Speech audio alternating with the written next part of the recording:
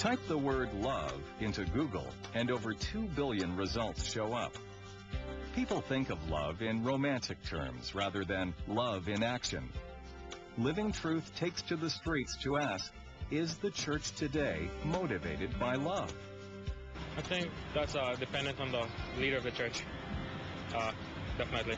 I think there's other motivations that the church has aside from just love and spiritual gifts, but I think that's probably the main one. Some churches, not all churches. Some churches are motivated by other things, not love.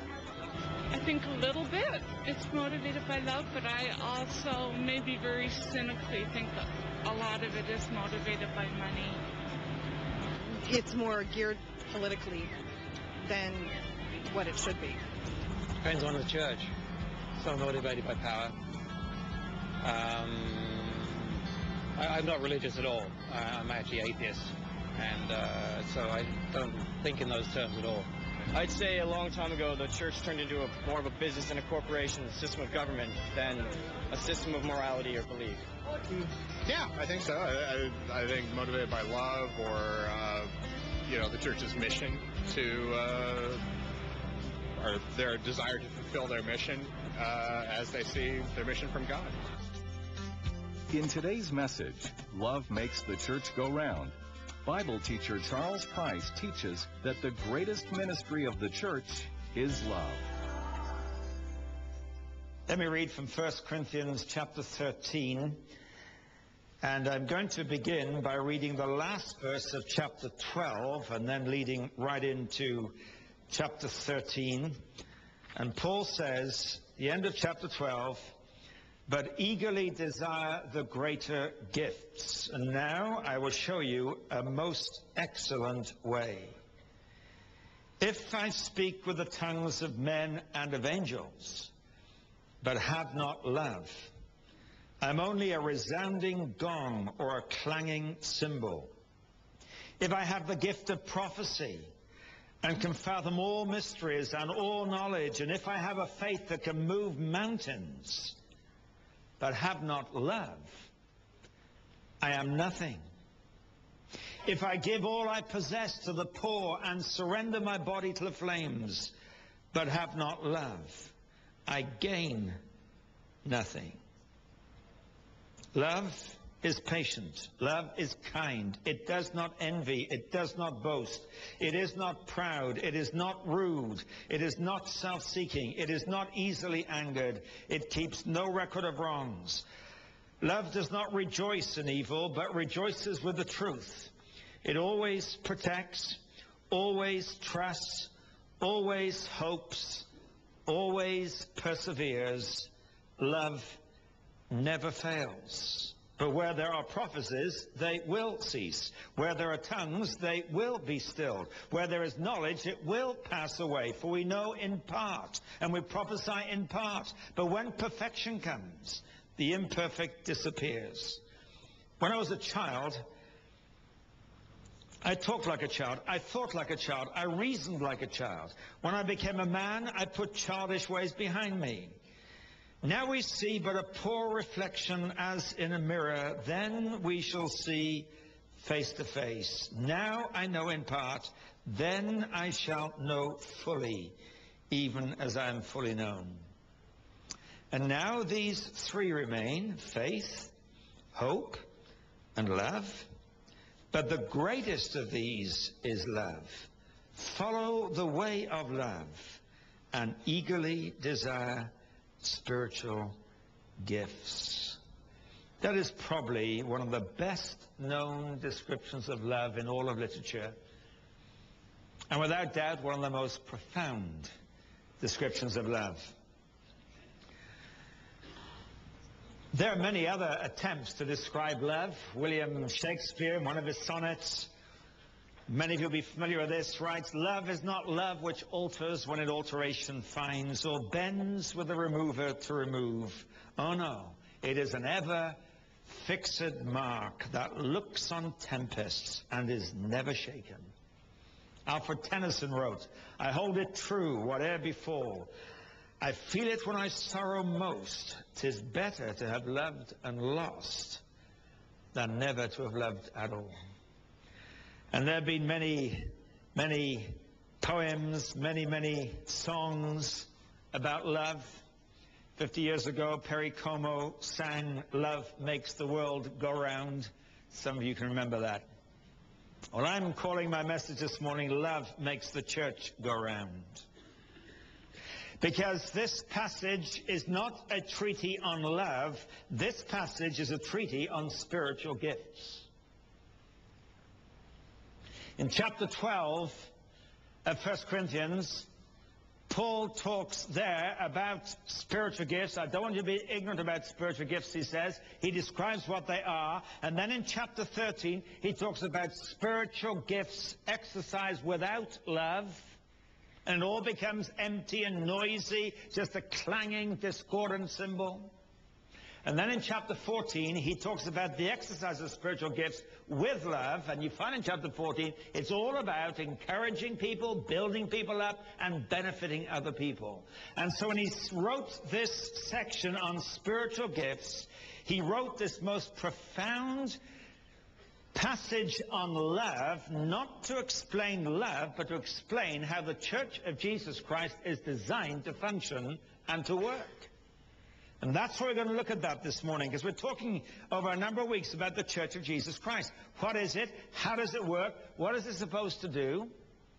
And we've talked about the fact that one of the most important descriptions of the church is as being the body of Christ. He is the head. His Spirit is its life. And we individuals are members of it. We are mutually dependent upon each other, though we are different to each other. We've talked all about that.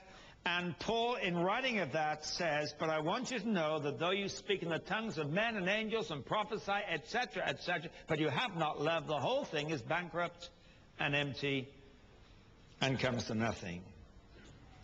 Now, this word love doesn't do us any favors these days, because it's a word which covers a multitude of things. You know, I can say to you, I love my wife, Hillary, which is true.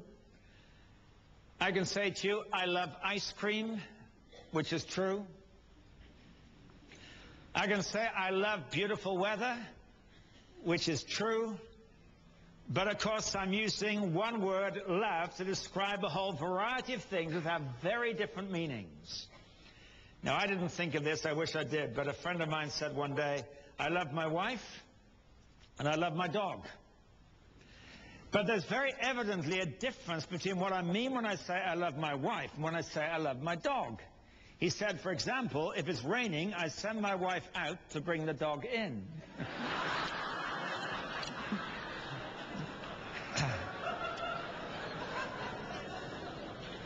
Well, if love is a confusing word in our English language, it was confusing to the Greeks as well. But they were smarter than we are. They came up with 3 different words for love, describing different facets of love. There's the word eros, which is used of romantic love and sexual attraction. The word erotic in English comes from that word eros. It's not a bad word.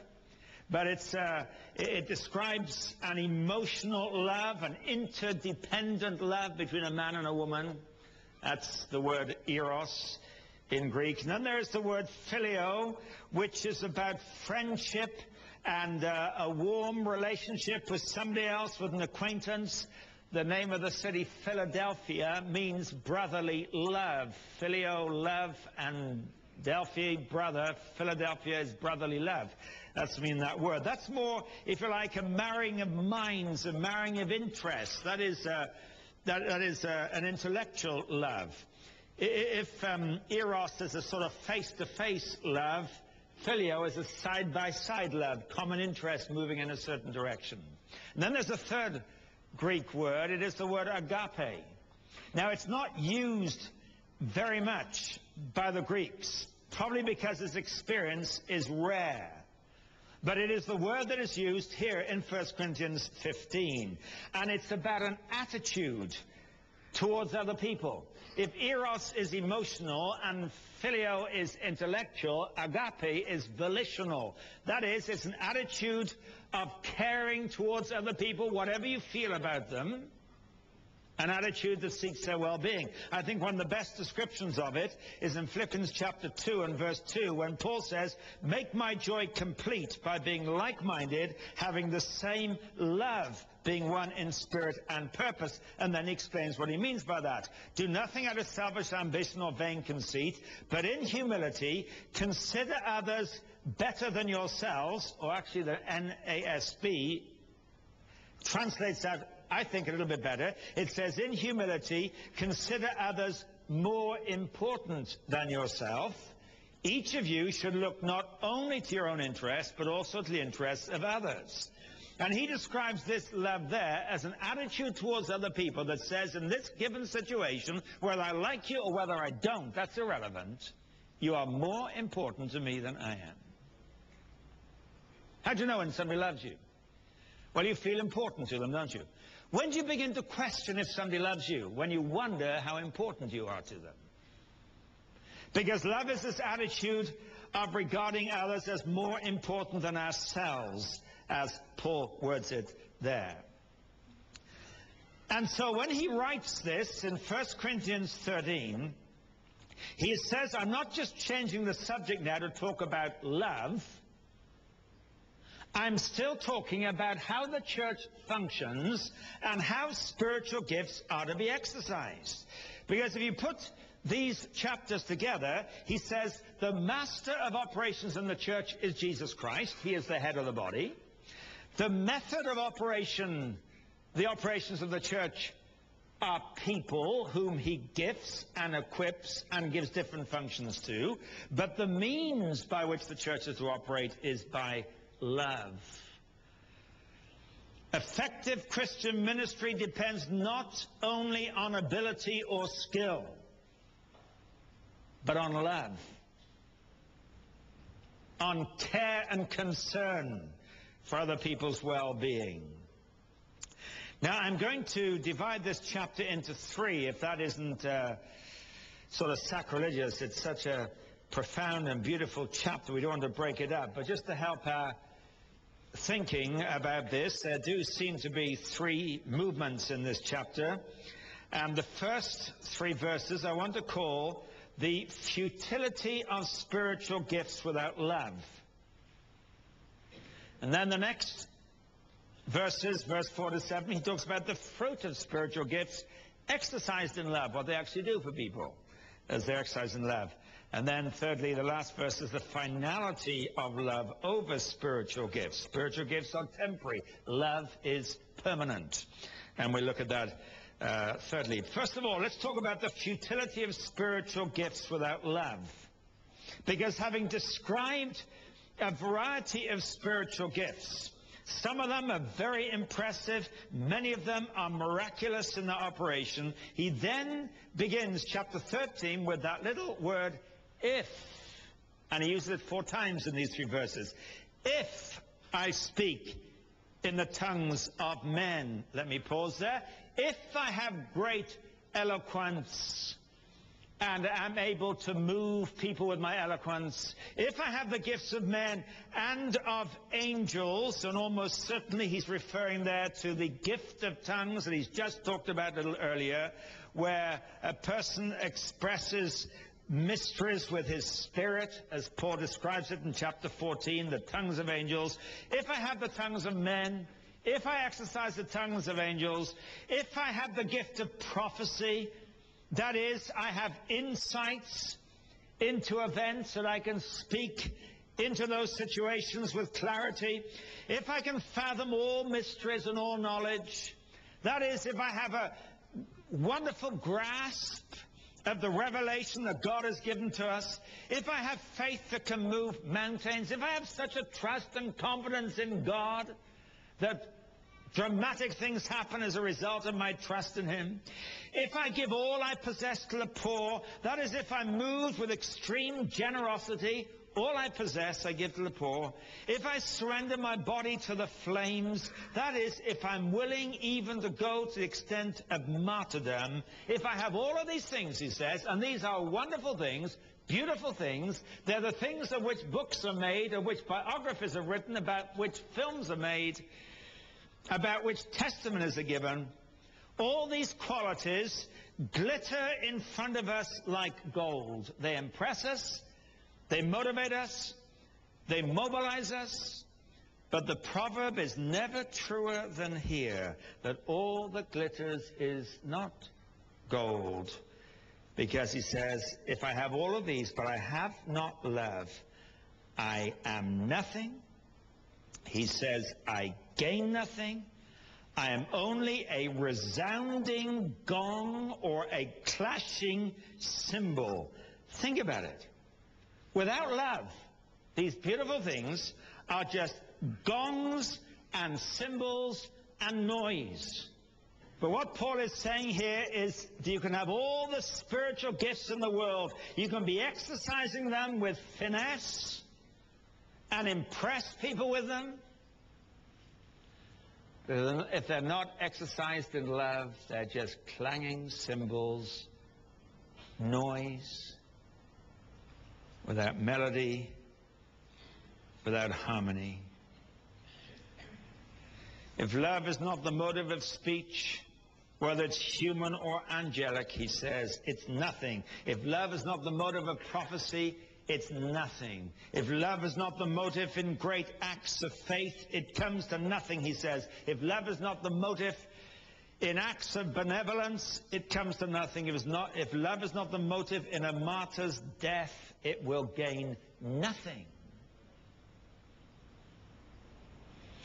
It's just noise and excitement. Why do you think love is held up as such a high virtue in this passage and in Scripture generally? As one very clear reason, of course, God is love. By the way, as an aside, please don't reverse that. Love is not God. But God is, in his nature, in his character, in his being. He is love. And that statement is made twice in the letter of 1 John in your New Testament. And because God is love, the mark of genuine spiritual activity is the measure to which God himself is active in that activity. And when he is active in that activity, he is love. Do you know something? You can mimic all the spiritual gifts. You can have counterfeit of all the spiritual gifts, but you cannot counterfeit love.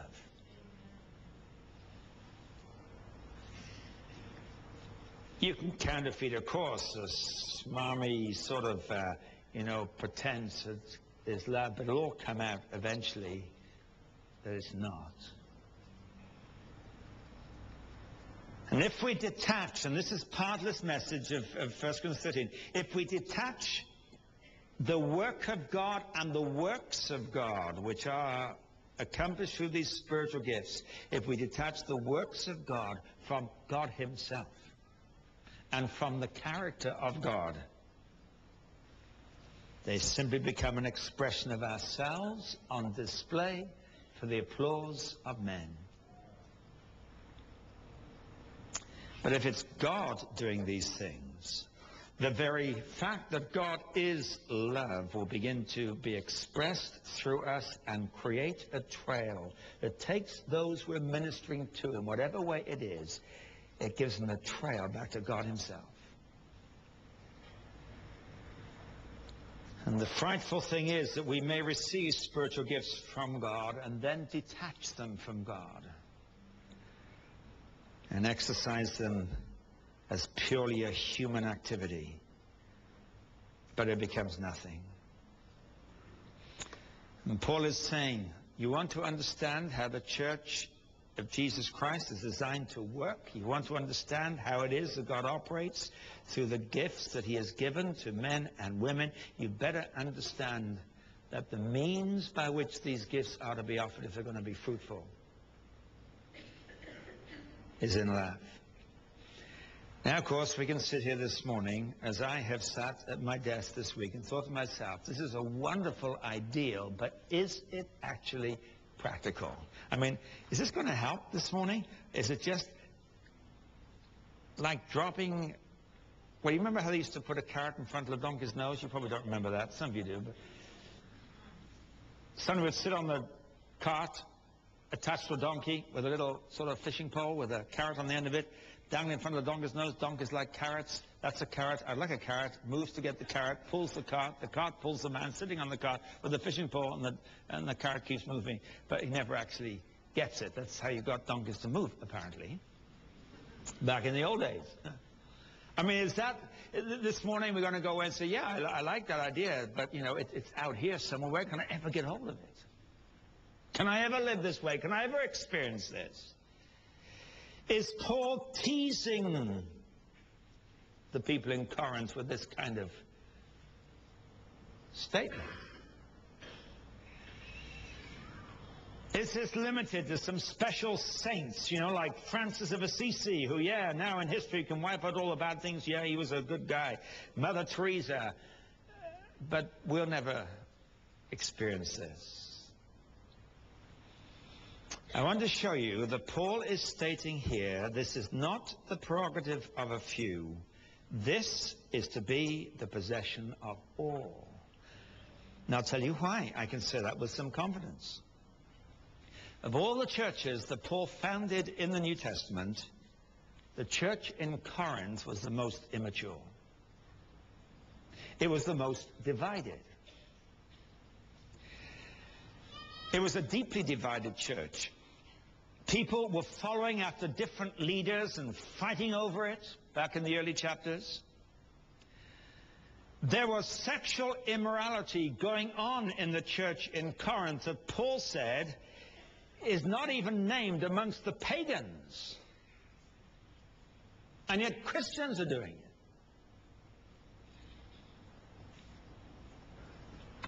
And if we knew this church or were part of this church, we'd probably write it off as a hopeless mess. But it's to this very messed up, divided church that was engaging in all these kind of wrong and sometimes evil acts that he says, it is you that I want to know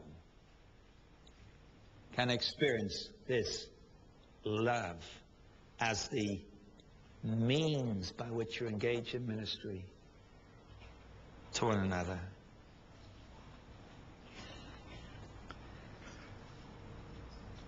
And spiritual gifts, he says later, I told you that chapter 12 is about spiritual gifts. Chapter 13 is what happens when you have spiritual gifts without love. It's just a clanging noise. And chapter 14 is what happens when you exercise spiritual gifts with love. And he says you put priority on gifts that are designed for their strengthening, their encouragement and comfort, he said in verse 3. So follow after gifts that build people up, he says, because it's about exercising them in love. Whatever God gives you to do, whatever God gives me to do, it's to be measured by the benefit it brings to other people as we exercise it in love.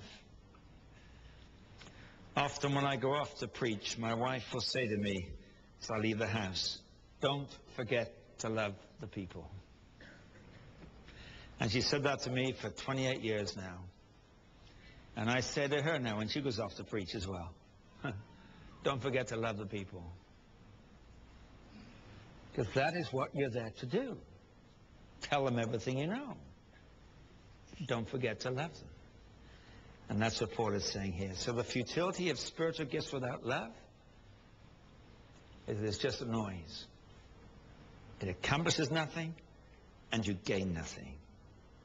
Secondly, from verse 4 to 7, he then talks about the sort of virtues, the attributes of love, and I call this the fruit of spiritual gifts exercised in love. And he describes what love looks like.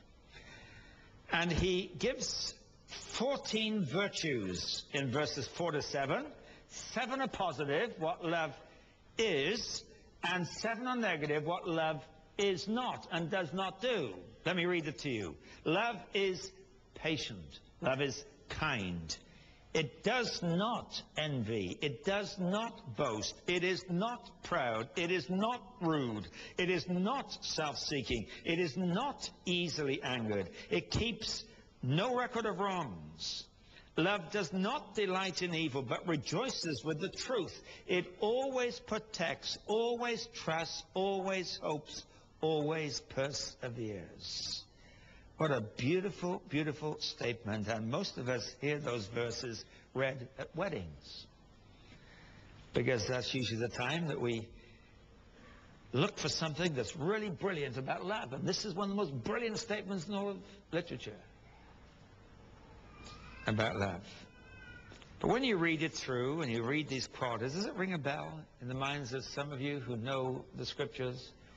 If it does, it probably rings a bell from Galatians 5 that talks about the fruit of the Spirit. Paul says there that every one of us as Christian people now are indwelt by our own natural human nature. We have that. And we're indwelt by the Holy Spirit. The problem is, he says, that the flesh, the old nature, fights against the Spirit, and the Spirit fights against the flesh. And he says, if the flesh has its way, this is what it does. It gives you the works of the flesh and a whole list of dirty things. He says, that is what you're capable of. That is what's natural to you. If no one's looking and there are no consequences, you would do them.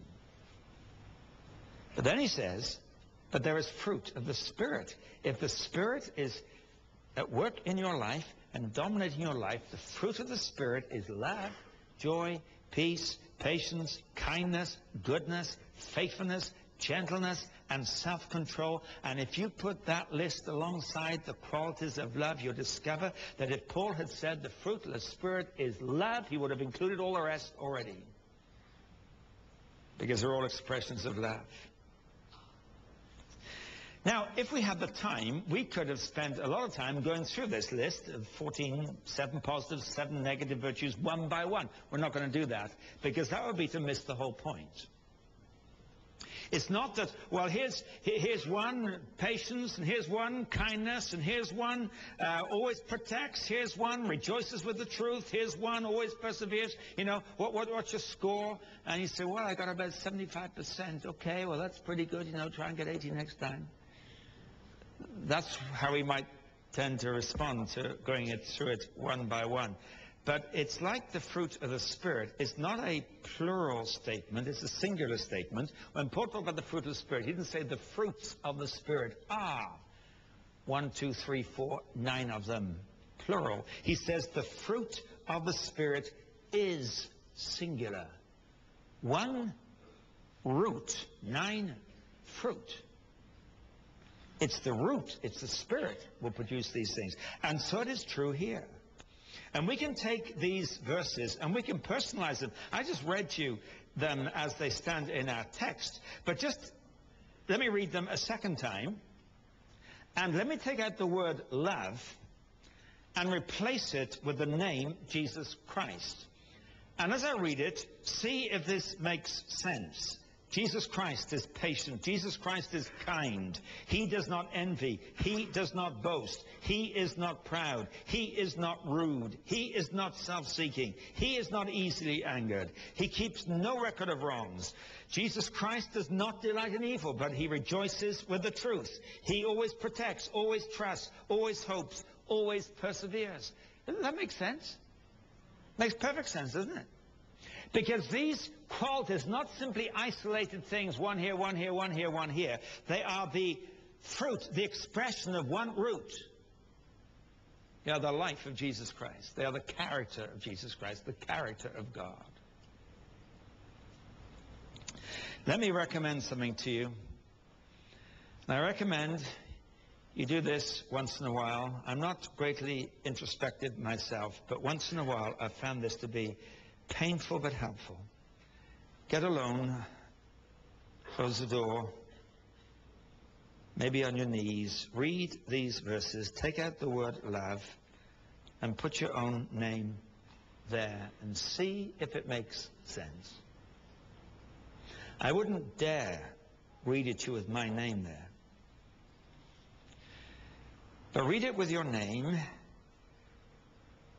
is patient. is kind,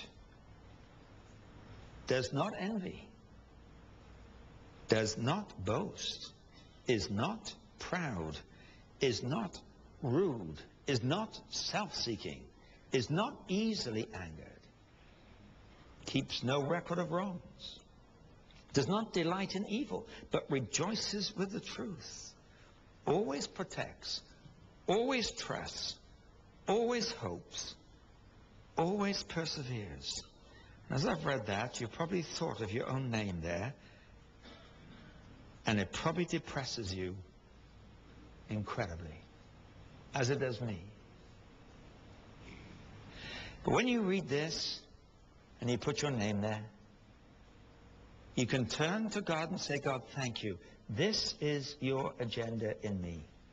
This is what you are committed to in me. You are committed to expressing the very character of your Son in me. You see, the goal of the Christian life is Christ-likeness. It is character. And this spells out what that looks like in real terms. And I want to recommend that you get along with God and read this. And if you do it too often, you'll either become hardened to it, or you'll be and insensitive, or it'll depress you so much it won't help you much. But as you read it and you say, I'm a long way from this, but thank you, Lord Jesus, this is the goal that you have in me, and I want you, Lord Jesus, to express your character in me.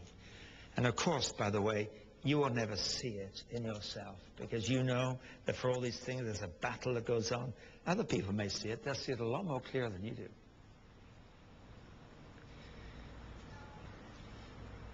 But if the Church of Jesus Christ is to function the way it's designed to function, the master of the church is Christ, who is the head of the body. The method of the church is people to whom he has given spiritual gifts and through whom he will do the work.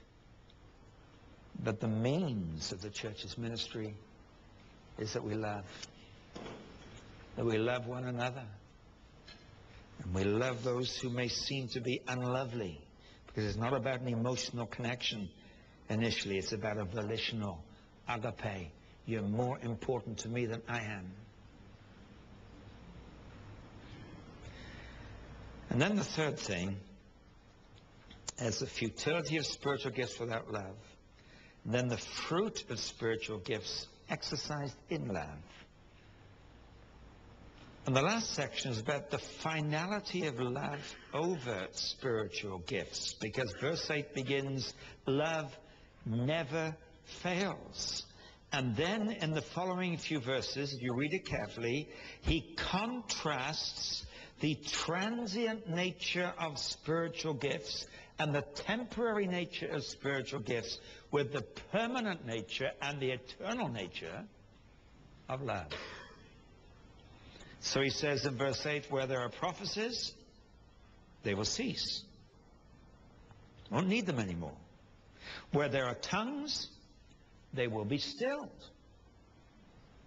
Where the tongues of men or the tongues of angels, you won't need them. In the way in which they're spoken of here as the means of accomplishing the work of God as spiritual gifts. Where there is knowledge, it'll pass away. Not that we'll have no knowledge, that they will come and we will have full knowledge, of course. But he's saying that these things, valuable as they are now, are actually only partial as they stand already, but there is a permanent thing which never fails and will never cease that comes alongside, and you need to hitch your wagon, if you like, to the permanent. And be known for being a person of love, not a person who's got this gift or that gift or the other gift. That's what's permanent. Now he says in verse 9, we know only in part. And he uses several analogies. I used to think like a child and reason like a child and engage in things that were childish, but then I became a man. And he's saying, you know, you're living in the childish phase right now, but you're one day going to be a man when all these things pass away. He says, now we see a poor reflection in a mirror. We see things thrown back to us, and it's inadequate and it's not accurate, but then we're going to see face to face and I'm going to fully know as I am presently fully known by God. I'm going to arrive there. But in this world, in this time, it's just a poor reflection anyway. Now I know only in part. He says there in verse 9, then I am to fully know. So there's all these temporary, transient things that we can so often hook ourselves to, and they become the all-important things. But there is something which never fails, which is not going to run out, which is you're not going to graduate from, and it is love. It is the character of God expressed in your life. Verse 13 says, now these three remain: faith, hope, and love. Those three qualities that are indispensable to the Christian life. It's by faith that we come to know Christ. We put our faith in Jesus Christ. We cannot save ourselves. He saves us in response to our faith. We live in dependence upon Him. We live with hope. That is, we're not wrapped up in the now. We're looking ahead. And love. But he says, the greatest of these is love. So what is really important to the Church of Jesus Christ? What is it that really gives to us our cutting edge? What is it that changes us? What is it that makes us significant in the city in which God has put us? What is it that breaks into the hearts, sometimes the most hardened hearts of other people? It's our love. So he says, follow the way of love and eagerly desire spiritual gifts. Follow love. That is what you're following. Oh, and by the way, eagerly desire spiritual gifts, but don't follow them. They follow the pursuit of love. That is, the first thing about you is you actually love the people, and therefore you minister to them in the way in which God has gifted us. You love your neighbor, and therefore you bless your neighbor in the way God enables you to. I'm going to tell you a story I've told before from this platform, so some of you have heard it. Some of you will not have heard it. Some of you who are here and I told it before have forgotten it. And for those of you who do remember it, you'll benefit from hearing it again. But it's a story that challenged me tremendously. I was invited some years ago now to speak at a conference of pastors in the city of Boston in the United States. It's organized by the New England Association of Evangelicals. New England, of course, is the 6 states in the northeastern part of the United States. And they came together for this conference, and there were several speakers. And one of them was a man called Juan Carlos Ortiz. He was a pastor of a church in Buenos Aires in Argentina. And he told a message, he gave us a message, should I say, one day that challenged me thoroughly. He told us he'd gone to Buenos Aires to pastor a church of 300 people, and it had begun to grow very quickly, and it soon became 1,000 people. And he said he became known as the pastor of the fastest growing church in Buenos Aires. And he was delighted with the reputation that gave him, he said. He said one Sunday morning he had planned to preach a message on love. During the week he prepared his message, and he came to the church that morning very confident of what he wanted to say. And he sat on the platform during the time of worship and music, and during that time he felt a very strong impulse that he should not preach his message. But he had nothing else to say. And when the time came for his sermon, the worship leader said, and now Brother Juan Carlos will bring us his message. And he said, I came to the platform, I opened my Bible, and I said, brothers and sisters, my text this morning is love one another. And he stopped, closed his Bible, And he went back to his seat. And there was silence. And with the silence, there was confusion. The worship leader leaned across and said, "Are we supposed to sing another song?" But he sat there quietly, and after about 2 minutes, which is a long time when you don't know what is happening, he told us that he got up, came back to the pulpit, and he said, "Brothers and sisters, my text this morning is love one another." And he went back to his seat. He said his wife was sitting in the balcony, and she thought, "He's flipped. I knew it would come one day." After a couple of minutes of silence again, he got up a third time, came to the pulpit, said, "Brothers and sisters, my text this morning is love one another." And I think it was after the third time, and he went back to his seat, that somebody sitting somewhere in the congregation turned to a person next to them and said, "Excuse me, I don't know you. Is there any way I can love you?" Somebody else turned to somebody else, somewhere else in the congregation, and said, "Excuse me, is there something I could do for you?" And within a few minutes, the whole church was alive with people talking to each other. He said we had 28 people in the church that morning who were unemployed. Every single one went home with a job. He said, and he began to give other statistics, and I was writing fast, and I haven't got the figures exactly, but he said there were single mothers with children in the congregation that morning who were struggling alone, and every one of them went home with a family committed to help them and share with them, help take some of the burden with them. He listed other things.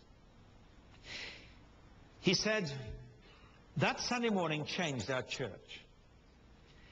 He said, if I'd preached my message on love, people would have come to me, shaken my hand, said, "Brother, Pastor Ortiz, that was a good message. I really enjoyed that. I especially like the differences you explained between the different kinds of love." And they would have said all that. But he said, 28 people would have gone home unemployed. And to be utterly honest, he said, most of the church couldn't have cared less.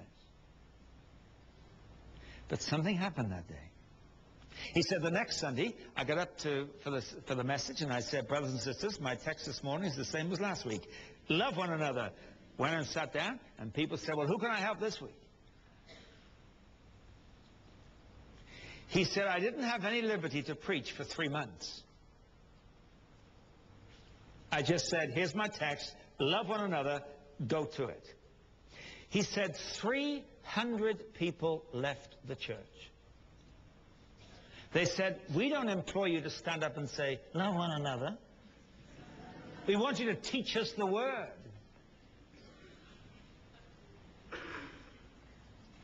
But he said, for those who stayed, who really didn't want just to know the word, they wanted to obey the word, and they were discovering that it was obeyable. There is such a word as that. Their lives, their relationships began to change. So after 3 months, I got up and I said, "Brothers and sisters, the Lord has given me a new text this morning." And they broke out in applause. He said, "My text this morning is love your neighbor as yourself." And he stopped, and there was a silence. He went back to his seat again. Somebody got up here and began to go to the door. Somebody else got up, began to go to the door. Somebody else began to go to the other door. And before long, in 10 minutes, the whole church was empty. The parking lot was empty. There was a line of people at the bus stop. And they went home. Went next door, knocked on the door and said, "Excuse me, I'm a Christian. Is there anything I can do for you?" He said it was the worst time to do it because it was just before Christmas. He said, "My wife and I and our 2 daughters had presents that we'd bought for each other to give them at Christmas. And we discovered need in our street that we had no idea about, and we took our unopened Christmas presents and we gave them away to other people." He said, if that first Sunday and the 3 months after that changed our church, this changed our community. Because I'll tell you what began to happen, he said. We had tried to reach our community in all kinds of ways. We had all kinds of methods. We adopted all kinds of programs. And some of them worked okay. Many of them didn't work at all. But he said, what began to happen was the telephone began to ring at the church. And people would say, "Is that the church that helps people? My son is on drugs. My daughter is pregnant. and unmarried. My wife has been diagnosed with cancer this week. Could you come and help? And he said, instead of saying, how in the world are we going to reach our community began to come to us and say, would you help us? Now, let me say this. I'm not going to do that, because that was a divine moment in that particular time. But I do want to ask you the question. Did you come here this morning expecting to bless somebody? To minister to somebody?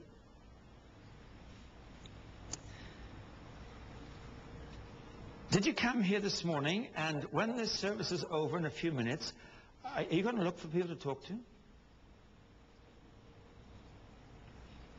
you going to be bold enough if they tell you something's wrong to say, can I help you? Because they might say yes.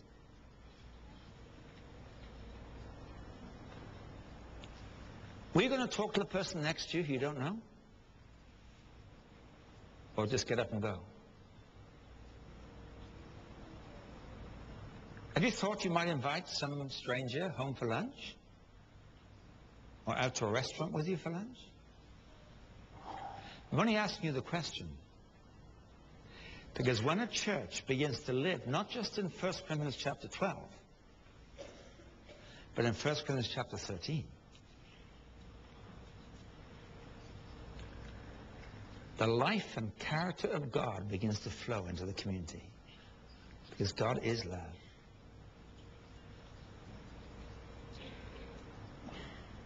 And I want to ask you this morning, is this the kind of church we want to be, or do we want to be a safe, easy, be as comfortable as you want to be kind of church? But please don't expect me to take these things seriously.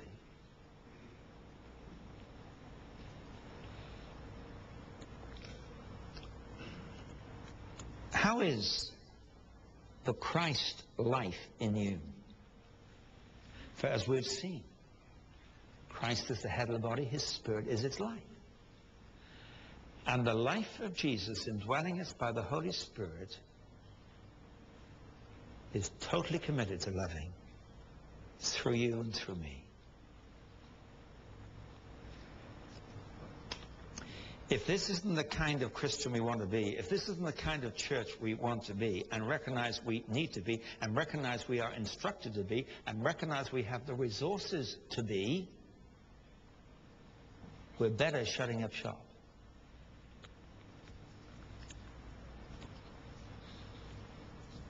Because if you have the tongues of men and of angels, if you engage in all kinds of activities other people applaud from a distance, but you do not have love, and you're not kind and patient and long-suffering and trusting and all the other qualities that are there, then you're just a noise.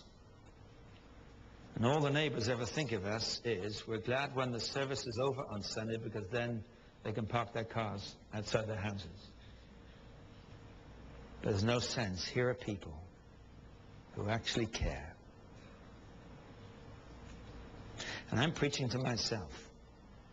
And I've preached to myself all week, not just that, but I have brought my own heart once again to the cross of Jesus Christ, where all this is made possible.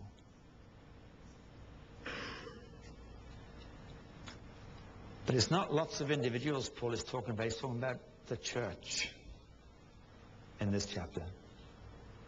This is how the church, made up of individuals, is going to function if we're going to please God.